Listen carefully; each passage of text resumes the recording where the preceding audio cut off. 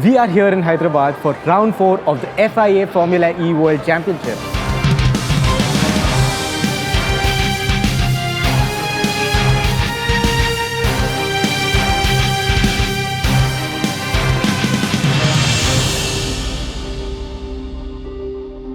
And being the geeks that we are, when given a chance, we did some digging around in the garages, talking to team principals, and we asked the tech gurus of different Formula E teams some questions about the tech that goes behind Formula E cars, what makes them fast, and what makes them extremely power efficient yet powerful vehicles. Once you get the regulations from the FIA, how much time does it take for the car to be ready to go on track?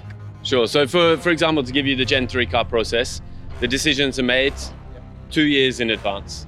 So the production of all the powertrain and everything like this, the design work, all these things needs to be done 2 years in advance. So there's quite a long lead time build up in terms of building a full car. If you wanted to change something smaller, normally it would be 1 year in advance.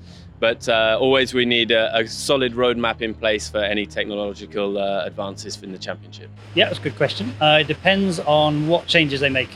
But ultimately, if we wanted to say we did a completely different car, just the parts that we need to do, it would be at least 1 year, probably a little more, depending on how much was changing, basically. For a completely new car where everything is changed, like this one, it's more like 2.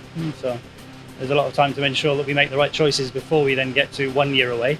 And from 1 year away, we need to start making parts, or at least ordering them, because some of the items in the powertrains are very long lead time. Apart from the parts that are standardized by the FIA, Sure.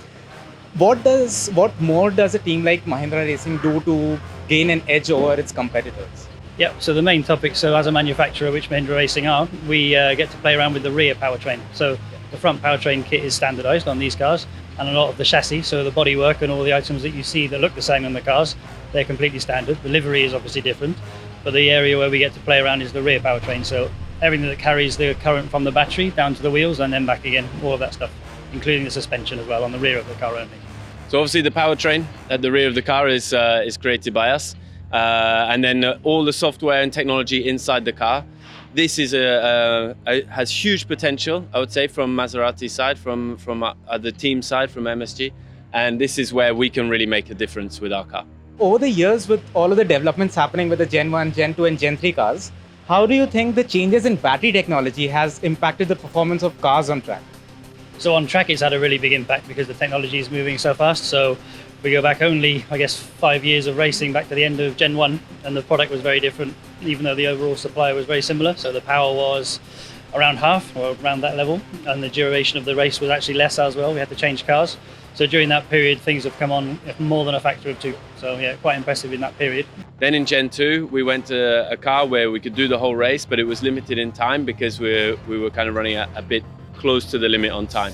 And again now, we're making the battery smaller to force the manufacturers to regenerate more efficiently. Okay. So the battery is key to all of this. So now we run a 41 kilowatt battery, but that's less than last year, which was 54 kilowatt hours. But despite us having a reduction in that battery size, because we're regenerating at such a high level now, we're still doing the same length races as before. So battery tech is controlled in Formula E, and that's a level playing field for all of the teams. So when we go out onto the track, we all have the same amount of energy. Even the chargers and the chillers for the battery, they're also standard parts. So it's a level playing field.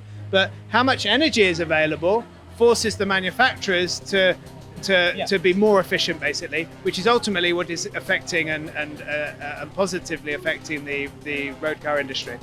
How does it feel to race on a completely new track and for the first time in the country? So far, it's amazing in India. The hospitality has been great. The food has been really nice as well. And we're looking forward to getting on track later today. And I'll let you know how that goes. Still curious about the inner workings of a Formula E car? In our next video, we'll bring you exclusive access and a look at the behind the scenes of the Nissan Formula E team. Stay tuned and thanks for watching.